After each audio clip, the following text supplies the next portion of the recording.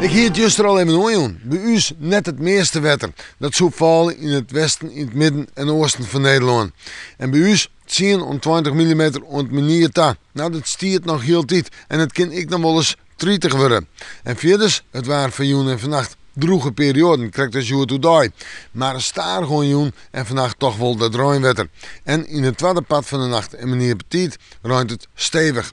Temperaturen vannacht alweer rond 13 graden. De wind oost-noordoost en die is matig en vrij krachtig in het kust- en watergebied. En dan morgen hoe dag, ja, dan hebben we toch wel een watertype, maar eerst nog ruim en letter de zinnen erbij. Die zinnen breekt in de midden vanuit het noorden waait terug en dan wordt het droog en dan hebben we weer een wat fleuriger watertype. De temperaturen morgen 18 of 19 graden. En de wind morgen uit het noorden en noordoosten waait krachtig in het kust- en watergebied. En dan moeten we fruitje.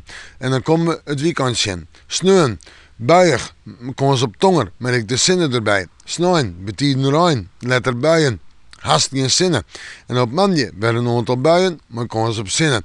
En deze dagen een koel watertype, maar zo'n 17 graden. En zoen we dan takken eens een keer aanwijzen on stabieler waar. De kans zit er wel in. We moeten morgen, maar weer even in het waarsje.